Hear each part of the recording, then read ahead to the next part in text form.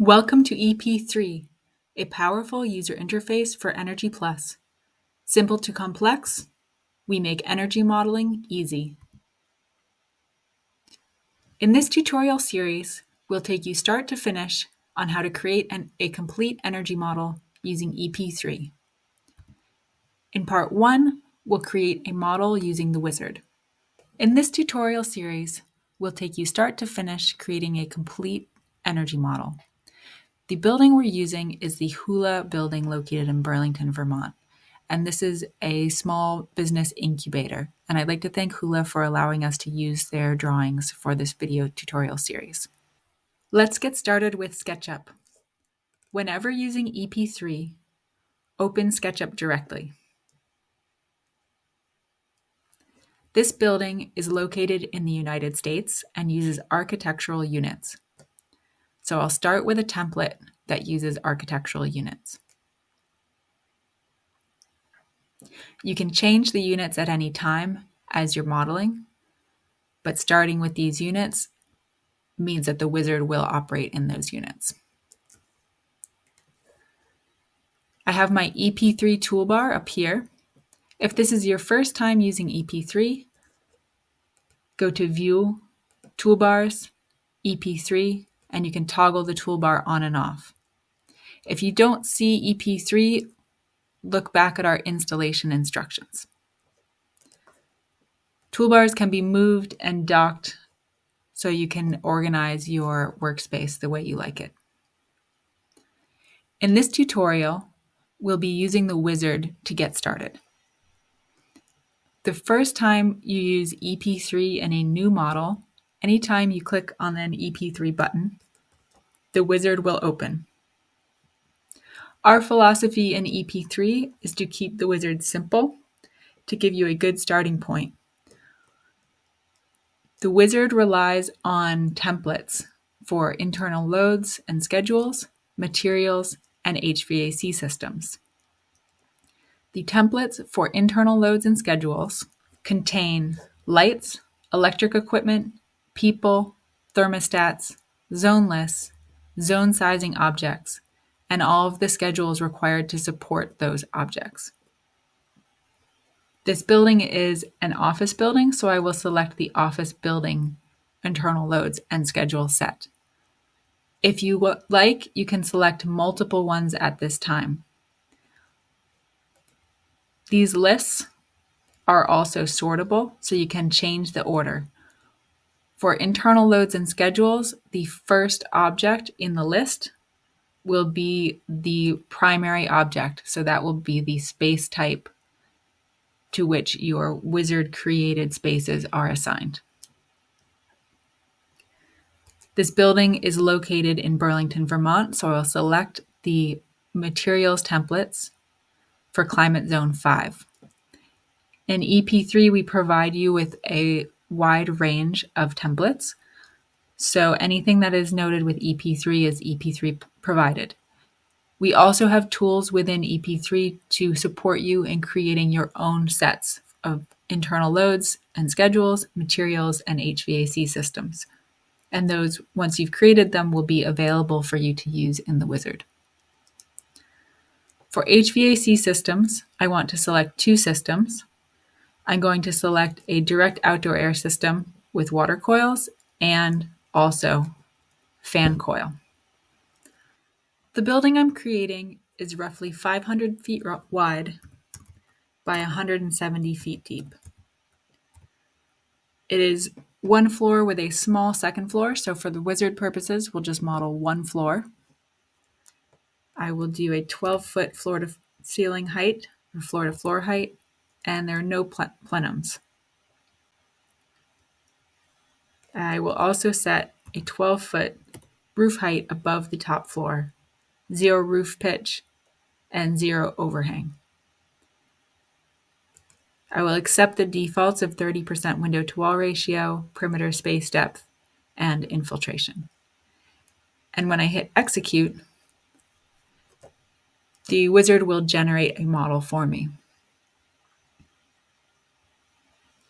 Now, first, it asks me to confirm some model settings. For drawing, which we'll do in tutorial 2 or 3, we can have the drawing snap to a grid, which is roughly 6 inches. I'm going to correct that rounding error. And I will also select the weather file, which is going to be Burlington, Vermont, EPW weather file.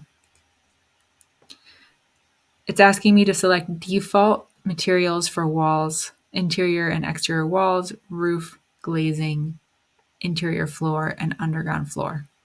So once all that is okay, I'm just going to X out of this box. As soon as you X out of the box, the wizard will complete. I'll hit OK to generate the walls.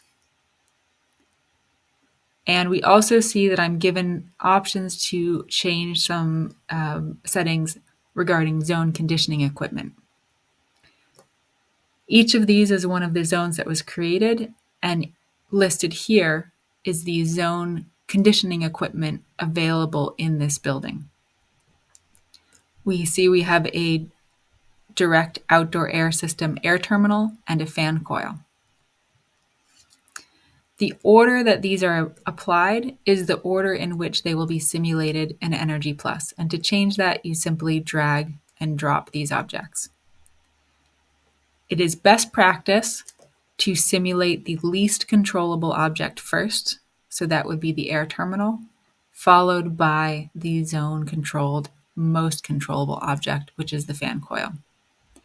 If you want to change which objects are available in any of the zones, you can simply click to turn them on and off.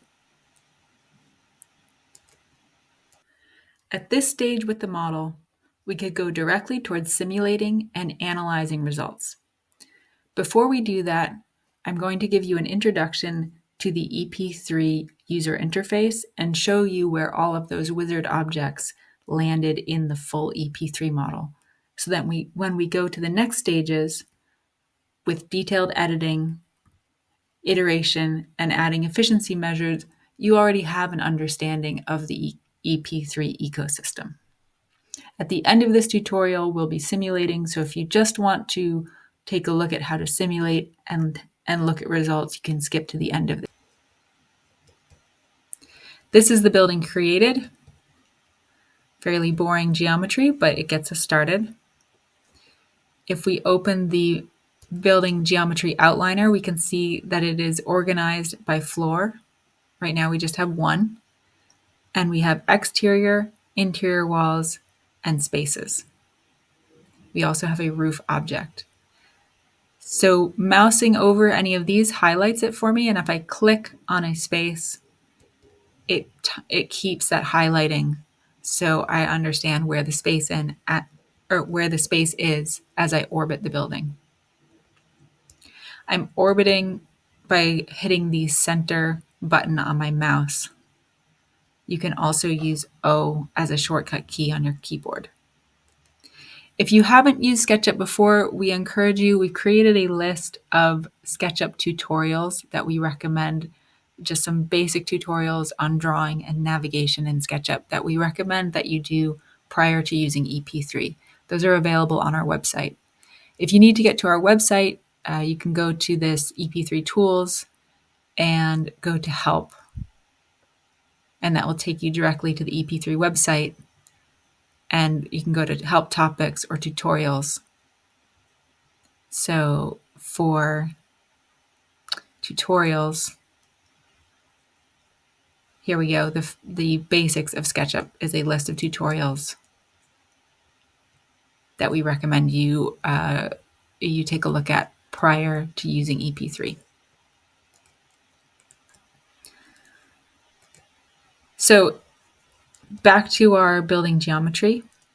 If I click on any of these objects here, it will select the object for me. And I can click in to edit the object by clicking on this arrow here. There are two visibility modes when you're editing an object. One shows the other geometry as you're editing, and one does not. So you can toggle between those two using this button right here. So this is our floor plan. And again, as we mouse over, we can see where our spaces are. And if we click, we can toggle it on so we can continue to see as we orbit.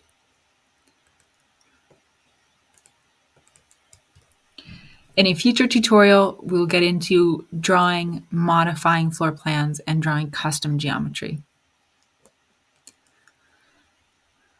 If we go to the View HVAC Outliner, this brings us into our HVAC view mode. Now,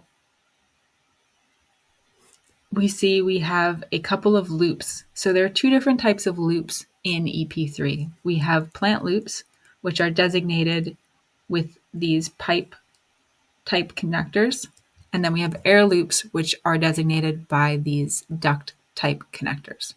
So in this model, we have 1, 2, 3 plant loops and 1 air loop. We also have an HVAC outliner. The outliner is organized by loop. So we have the air loop here, which is our direct outdoor air system, our hot water loop, chilled water loop, and condenser water loop. You'll notice as I'm mousing over, each of these objects is highlighting to make it easy for you to see. And same with any of these sub-objects. So we can see where set point managers are, and also our, I'll zoom in a little bit, our supply side branches and objects, as well as the demand side branches and objects. We also see that we have a list of all of our zone type HVAC equipment. And if you're working with a model that has variable refrigerant objects, they also have their own category. The template HVAC systems provided by EP3 are designed to be used and simulatable right away. So please take a look at the HVAC outliner to familiarize yourself with what is in the model, but the template HVAC objects are designed for you to be able to use and work with without having to do any modifications in EP3. Before we simulate, let's take a look at some of the inputs for some of these objects. If we open hot water loop and we look at the supply side, we can click on the main boiler. And if I open this dialog here, this gives me information about any object that is currently selected.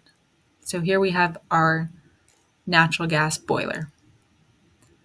And these inputs should look familiar to you if you've used EnergyPlus or OpenStudio. These are the same types of inputs that you have. A couple of things with EP3 is that anytime you see a node, if you mouse over that node, it will show you the node location in the drawing. This can be very helpful if you are trying to learn the underlying structure of EnergyPlus. Our goal with EP3 is that you never have to look at an IDF file directly again, but should you need to, EP3 will help you understand that structure. If we look at a plant loop, say the hot water loop, you'll notice that we have all of the inputs related to the plant loop, and we have some other objects as well. So we have the sizing object for the plant loop. We have the equipment list, and we have operation schemes. So everything that you need to simulate a plant loop is contained within the plant loop itself. Same for the fan coil. We have the fan coil itself, and we also have the outdoor air mixer, the fan, and the cooling coil. Now you'll notice I've just kind of skipped over replicated objects. What is that? So remember, we assigned a fan coil to all 5 of our zones. But in the diagram, we just see one. In EP3, we don't see the point in having 5 separate objects within our workspace. It's messy, and it means that anytime we make a change that we need to make to all objects, we have to make them individually to each object or run a script in order to change them. So what we do is we create just one, and then we do what we call replication. So we replicate it for each of the other objects. So here I have the inputs that are common to all of the fan coils. And then for each fan coil, each individual fan coil, I have the option to change any of these inputs. So they're all the same at the moment, but we could change some of these.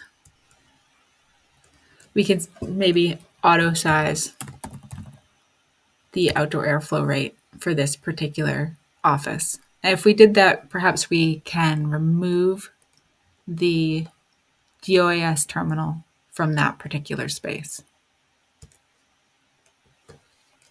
So if we refresh this view, you'll notice that the background color on this input has changed from red to white.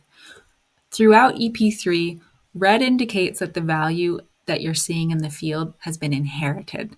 So values can be inherited across efficiency measures and also through replication.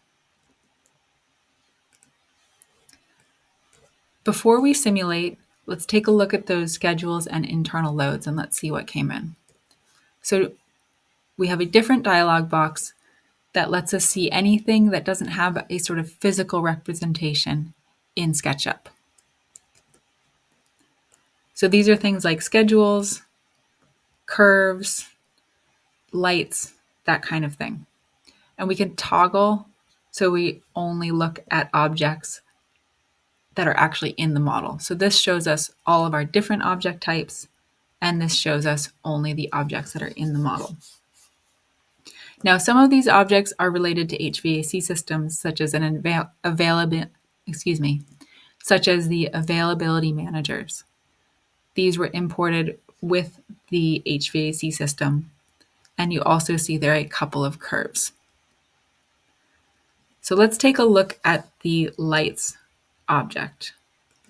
So we'll notice we have a list, and a whole bunch of them are in red. If you see an object in red, that means that for one reason or another, the object will not be simulated. It will not be sent to EnergyPlus when we simulate the file. Now, the reason is either that it has been excluded from an EEM or that it references a zone list that does not have any zones on it. Okay, why would we do that with a template? Here's the reason. We've imported the template that was called office building. So this office building lights object will be simulated.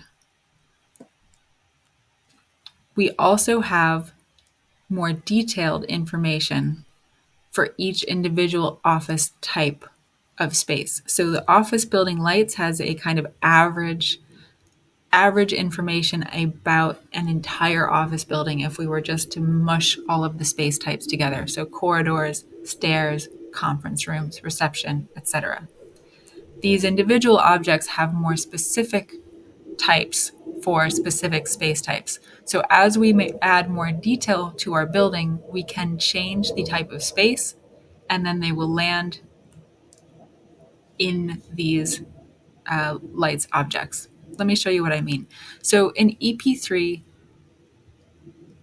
for internal loads, we rely very heavily on zone lists and space lists. We've created a whole bunch of different zones. To make this bigger, it'll look a little bit cleaner. So we have an office building zone list. And we also have one called all. So you'll notice we have something right here that says dynamically update the list, ? In EP3, we allow you to change the objects on the zone list simply by changing the names of the objects.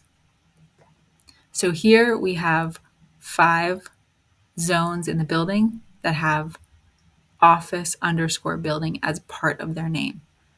So this zone list will automatically pick up on any zone that has office_building in its name.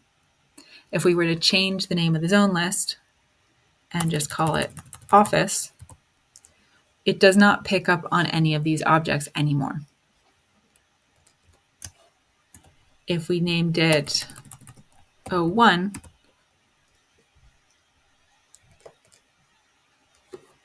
if we named it floor, it would pick up on all of the objects with floor in the name. So let's change it back to office_building. And we have all of the objects here. Now, all is a special zone list name. All just means all. So if you have a zone list and you name it all and you click dynamically update, you will have a zone list that has all of your zones on it, no matter what they are named. So we also have a bunch of other zone lists that are dynamically updated based on different types of names. So as we go through in later stages and we create zones with some of these names, we can start to populate these zone lists. And then once we populate them, we will activate some of these other objects. Now, with zone lists, you'll see that you can take a quick look at any of the objects that are referencing this zone list. So we can look at the lights object, people object, electric equipment, thermostat, sizing object, and take a look at what the inputs are. We can't edit them here, but these are linked. So if we want to look at the office building lights, you simply click anywhere in this general area, and it will take you to office building lights. Similarly, if you see a zone list or a schedule name, something that's referenced, so here we can select a different object, but if it's referenced, if we click on the label, it will take us directly to that object. So it makes it very easy to navigate through and edit the referenced objects.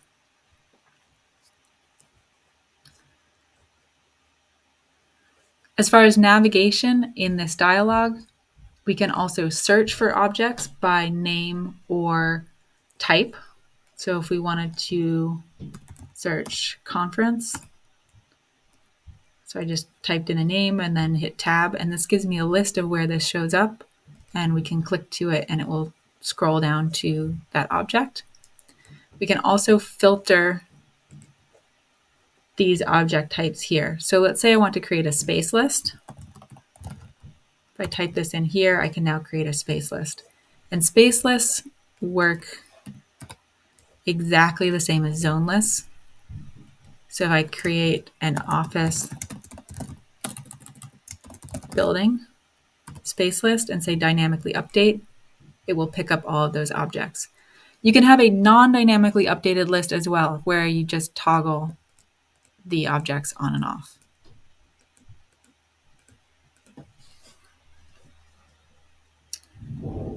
I will delete this just to keep extra stuff out of our model. Okay, let's simulate this building to conclude this tutorial. So here, this is the simulate/export dialog. And as we develop the model further, as we create more EEMs, they will be listed here. But for now, I'll just select this one and click simulate. So it's going to ask me to choose a file location and just navigate to Hula and call this wizard. I don't need to give this an extension name or anything. I can just call it a name, anything I like.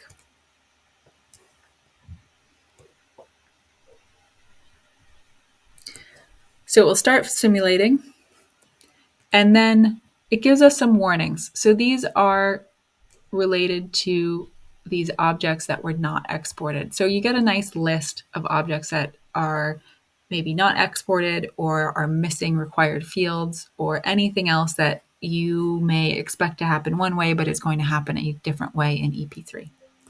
Okay, it'll give us an alert when it's finished. And I'm just going to close out of this. So here we have our results. We have pre-selected some tables to show you as part of the results summary. And then if you want to take a look at other tables, you can go here to say select reports to display, and we can select some other reports to display.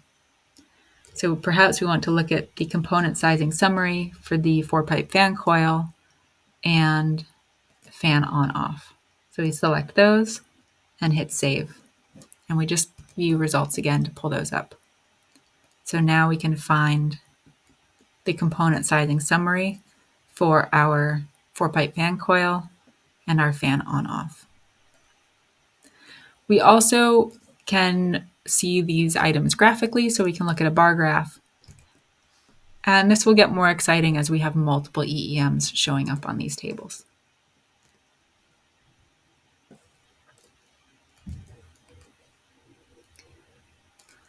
So that concludes our tutorial on creating a model using the wizard.